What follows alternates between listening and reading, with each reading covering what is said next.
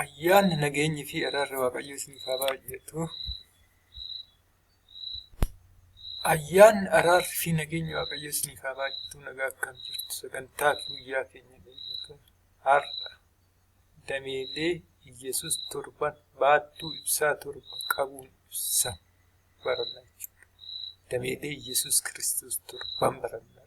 Dameeleen Iyyasuus Kiristoos torban kun baattuu ibsaa torbaan ibsan jechuudha. Isa seecherraa argan. Isaayyaas 11 macaafa raajii Isaayyaas 11 haga 2 macaafa raajii Isaayyaas 11 haga 2 keessatti maal jedha? Hidda Isee keessa allattiin ni ba'a. Dameen duumessa keessaa ba'e ija ni godhata. Hafuura Waaqayyoo irra buufata. 1 hafuura Waaqayyoo, 2 hafuura ogummaa, 3 hafuura hubannaa, 4 hafuura gorsaa, 5 hafuura humnaa, 6 hafuura beekumsaa fi 6 torbaffaan hafuura sodaa Waaqayyoo. Luuk asirratti dameelee hafuura Waaqayyoo, hafuura ogummaaf hubannaa, hafuura humnaaf, hafuura gorsaaf humnaa, hafuura beekumsaa fi sodaa Waaqayyoo dameelee torban kanatti Iyyasuus Kiristoos dameelee torba qaba jechuudha. Akkasumas dameeleen kun echirratti argamu. Efesoon 1:7 irratti lakkoofsi 17 ogummaa faayee hubannaa jibbata laala. Ogummaa fi hubannaa Waaqayyoo. Lakkoofsi 19 immoo humna Waaqayyoo. Dameelee torba Iyyasuus Kiristoos dameelee torba akka qabu luqqisiiwwan kanneen irraa argachuu ni dandeenya jechuudha. Akkuma kana macaafni qulqulluu Iyyasuus Kiristoos jechuun dameelee torba jechuun inni kun immoo diizaayinii Iyyasuus Kiristoos diizaayinii waa'ee Iyyasuus Kiristoos sagalee ture jechuudha. Diizaayinichis seera uumamaa gama macaafa Iyyoob diizaayinii hafuura beekumsaa fi sodaa Waaqayyoo. Macaafni raajotaa diizaayinii hafuura gorsaa fi humnaati. Macaafni fakkeenyaa ga'u hedduu caala diizaayinii hafuura ogummaa fi hubannaati. Macaafota faarfannaa diizaayinii hafuura fakkaattuudha. Kallattii kan akka kanaa qoqqoodama macaafni qulqulluu jechuudha. Diizaayinii jechuun isinii haa galu. Namni mana yoo hojjetu yoo mana ijaaru dura diizaayinii kaasa. Diizaayinichi sun akkuma jirutti implimentiidha jechuudha. Diizaayinii fakkaattidha jechuudha. Fakkaattii diizaayinii isa ilaalanii.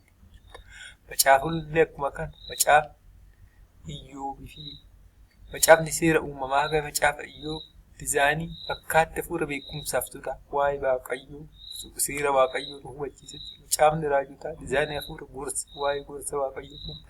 Macaafni fakkeenya koo hedduu cala. Akkuma kanatti nu ibsa jechuudha. Sirriitti isin yaa galu yaa dhaggeeffattoota keenya. Inni kun luqqisiiwwan Iyyasuus Kiristoos dameelee torba qabaachuu nu ibsu keessa seera ba'uu fi Wangeelaa Maatewos seera ba'uu 39:37 irratti baattuu ibsaa torba irraa sanni calalaa akka dhufu tarree galee jedha. Sarni immoo sanni calalama sagalee Waaqayyoo ta'u Maatewos 25:1-7 irratti Iyyasuus Kiristoos dameelee torba akka qabu Isaayyaas 11:1-2 sagalichi kun immoo sagalee Waaqayyoo kun immoo Iyyasuus Kiristoos dameelee torba. Dameeleen kun sagalee ta'uu Iyyasuus immoo Yohaannis 1:7 irraa mul'ata baattuu ibsaa torban waldaa kiristaanaa nu ta'uu mul'ata 1:20 irratti arganna jechuudha. Akkasumas Luqaas 24:44 irratti Iyyasuus Kiristoos biyya lafaarra yommuu deemu kallattiilee torba dameelee torban barsiisaa ture jechuudha. Macaafni faarfannaan ogummaa eenyu Waaqayyoo guutummaatti ibsu. Faarfannaan ogummaa guutummaatti ibsu waa'ee Waaqayyoo jechuudha. Waaqayyo immoo dameelee torba akka qabu baattuu ibsaa torban irraa ni hubanna. Kanaafuu macaafni faarfannaa Daawit bakka gurguddoo 5. Innis macaafni faarfannaa 1:41 seensa macaafa faarfannaati. Faarfannaan 42 hanga 72 macaafa beekumsaaf sodaa Waaqayyooti. Macaafni faarfannaa 70 Macaafni faarfannaa 73 hanga 89 macaafa gorsaa fi humna waaqayyoo ibsuu jechuudha. Faarfannaa ogummaan jechuudha. Macaafni faarfannaa 90 haga 106 macaafa faarfannaa ogummaa waa'ee ogummaa fi hubannaa waaqayyoo kan ibsudha. Macaafni faarfannaa 107 haga 150 cuunfaa macaafa faarfannaa. Macaafni faarfannaa haala kanaan qoqqoodama jechuudha. Macaafa faarfannaa, macaafa beekumsa, macaafa fakkaatti waaqayyooti jechuudha. Kallattiilee hundumaa gara waaqayyootti guddachuun macaafa faarfannaa ibsa jechuudha. Innis beekumsaa, gorsaa fi ogummaadha.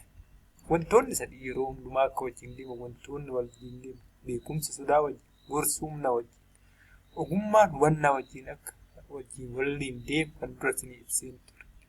Beekumsa sodaa malee, beekumsa sodaachuu, waaqayyo sodaachuu, wanna seera waaqayyo, wanna beekan, kallattii sirriin itti fayyadamu jechuudha. Gorsa humna namaan kennu gorsaniidha. Ogummaan hubannaa malee hiikan qaba. Kallattii akka kanaan qoqqoodamu jechuudha. Yaa dhaggeeffattoota keenya siin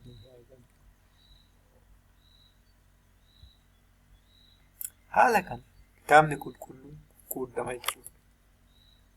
Luqqisiiwwan damee Iyyasuus Kiristoos ibsa.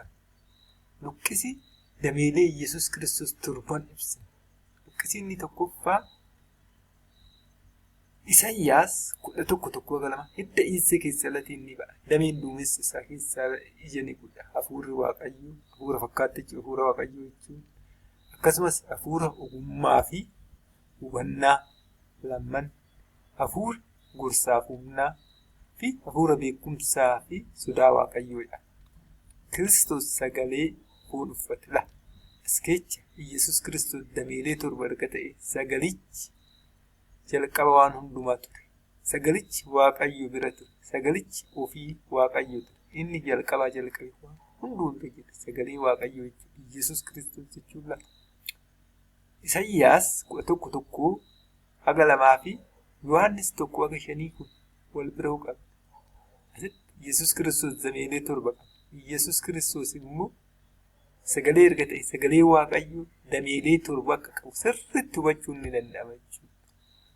Kana malee Iyyasuus Kiristoos yommuu biyya lafaarra deemu macaafa uumuufa iddoowwan adda addaatti qooda. Innillee seera Musee, macaafa raajotaa, macaafa faarfannaa afaantu gargar malee kun laala akkuma duraasan jechuudha. Iyyasuus Kiristoos jechuun beekumsaaf sodaa waaqayyoo, gorsaaf humna fi ogummaaf hubannaa akkasitti qoqqooda jechuudha. Iyyasuus Kiristoos illee afaan adda addaatiin jechuudha malee.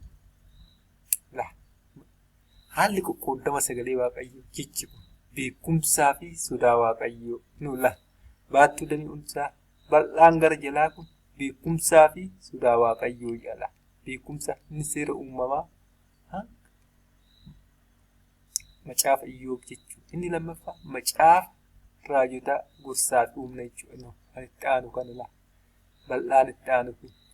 Itti aanu kun immoo macaafa ogummaaf hubannaa, macaafa fakkeenyaa amma hedduu caala. Macaafa fakkaatti, macaafa faarfannaa jechuudha. Macaafa fakkaatti jechuudha.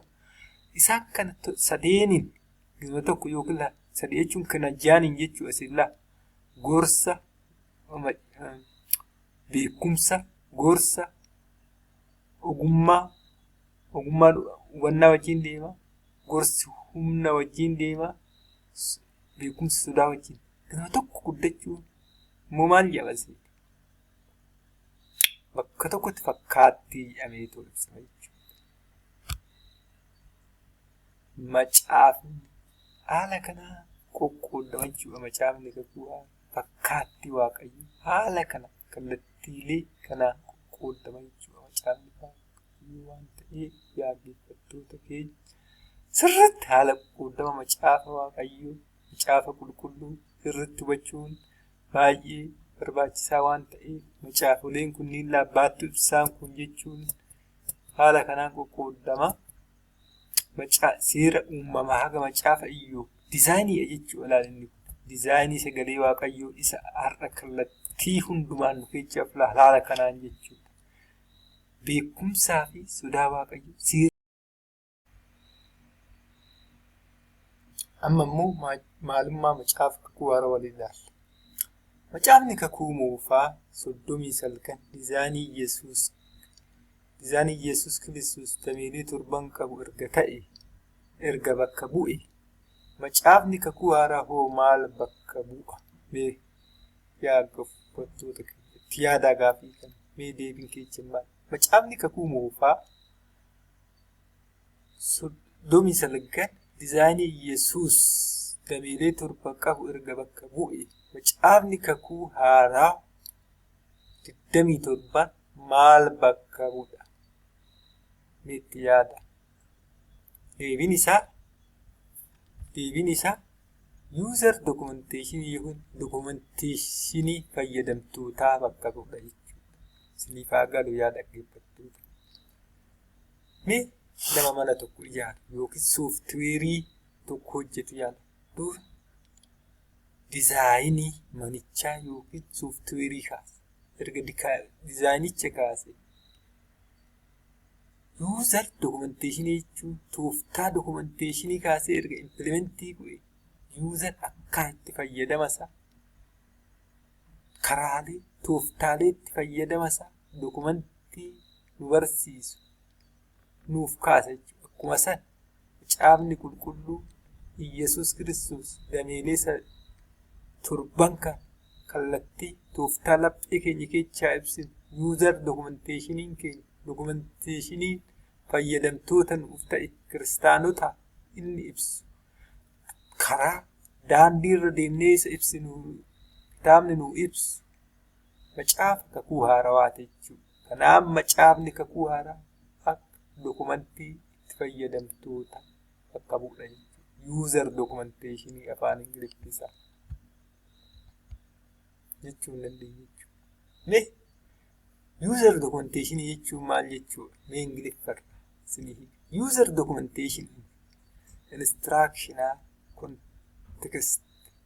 content manual guide help file akka ta'e create for end user to help them install gochuudha.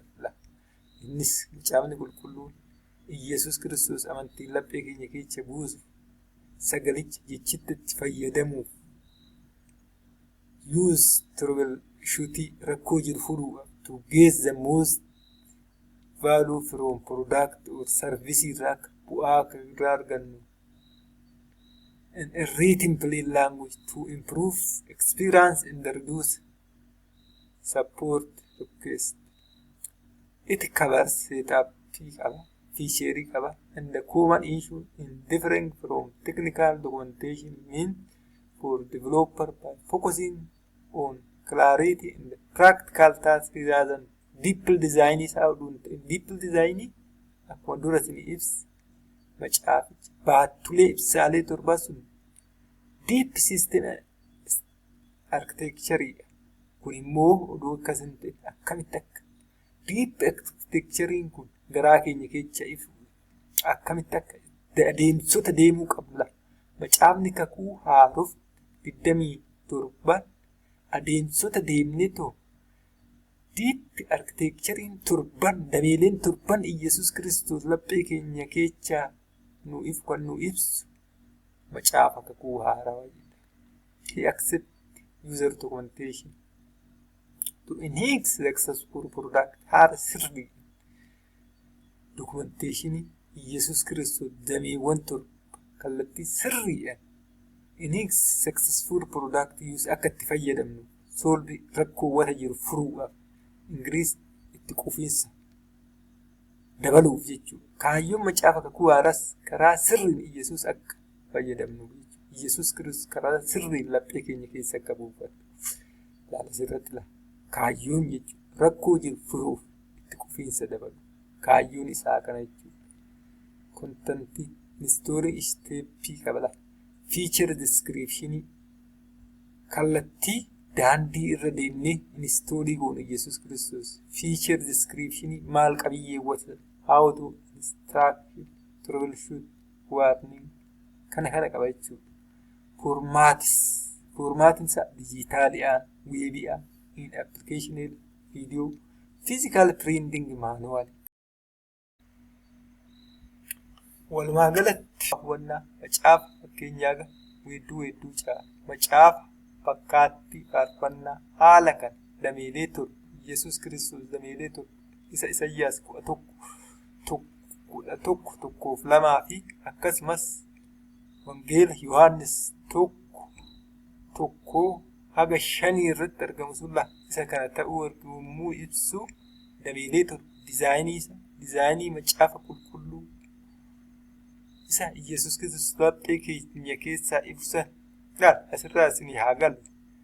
Baattiin ibsaa kun torban waldaa kiristaanaa nuuf fakkeeffata. Isa leecha irraa argate mul'ata 1:20 irratti baattiin ibsaan torban waldoota kiristaanaa torbanatti akka hiikamu. Akkasumas zaynni calalamaa wangeela Maatewos 25:1 irratti 1:13 yoo dubbistan sagalee Waaqayyoo akka takka nu ibsu inni kun baattuu ibsaan torban kun macaafa kakuu moofaa 39 yommuu ta'u adeemsoleen keessa darbe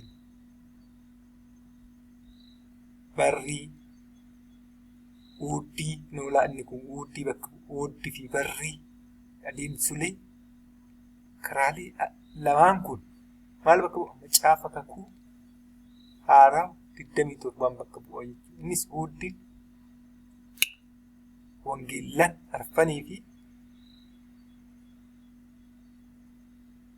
wangeellan arfan uuddii yoonno barrii balbala akkasumas hojii ergamootaa bara ce'umsaa jechuudha. Garee ce'umsaa waldaa kiristaanaa ergaa warra Roomee macaafa mul'ataa yookiin ergaa warra Roomee macaafni mul'ata cuunfaa macaafa hundaati. Macaafa Yuudiiti jechuudha. Inni uuddii kana bakka bu'a. Uuddii kana irratti eegatti wantoota lama keessa darbuuf namni tokko gara mootummaa Waaqayyoo inni tokko qalaa kakuu moofaa keessatti kun dizaayinii cuuphate jechuudha. Namni kakuu moofaa keessatti kan nama xureessu wanna qaama namaa xureessu har'a immoo Roomee 5:8 irratti yakkaa irra daddarbaan nama tokko hunduma irratti cubbuu mursiisa. Isaan kallattii kamiin qaqqabu? Cuuphaan erga cuuphan furmaata yakkaa isa addaan uumama sadii irratti nutti mursiisanii furmaata yommuu ta'u lammata dhalachuun gara mootummaa Waaqayyoo jechuudha. Lammata dhalachuu jechuun cubbuun keenya kan nuu dhiifamu dhiiga Yesuus Kiristoos dhiiga keenya gochuu qabeenya Yesuus Kiristoos lama keenya gochuu inni kun aarsan qabeenya Yesuus Kiristoos foolii gaarii fooliin Waaqayyotti ture foolii Yesuus Kiristoos aarsa kallattiin Waaqayyo gammachiisuu danda'u. Dura qabeenya qabnu waan qabnu gara duubatti lubni qalee hoo aarsaa dhiyeessifarra hoo kallattii Yesuus Kiristoos foolii gaarii foolii urgaa kallattii sanitti lammacha dhalachuudhaan kallattii sanii kana keessa darbinee baattuu ibsaa kallattii 7 Waaqayyoo laata kutaa qulqulluu kana keessa ibsa. Kutaan kun gara bantii Waaqaatti isaan gabni lubaa Yesuus Kiristoos Waaqayyo Abbaa hafuurri qulqulluu asiru jechuudha. Kutaa kana keessa wanni galu wanni aarsaa fudhatu namaaf hin eeyyamamu. Kuma laal wangeela irratti ibsa namni kamiyyuu as gala hin ajjeefamu. Kan as galuu danda'u hangafa lubaa qofa hangafni lubaa keenya har'a Yesuus Kiristoos waan ta'eef Yesuus Kiristoosiif eeyyama. Yaa dhaggeeffattoota kee yuutuubii kana laayikii sabiskiraabii gochuun na bira dhaabbadhaa. Wangeela mootummaa Waaqayyoo itti fufsiisnaa. Kitaaba barreessuun namni dubbisu waan hin jirreef yuutuubiin gatii waan qabuuf yuutuubiin kun akka bal'atu sheerii sabiskiraabii gochuun lafaan dhaabbachaa wangeela barsiisaa kitaaboleen barreessu hundaas irratti waan dabarsuuf na gargaara siin jedhaa.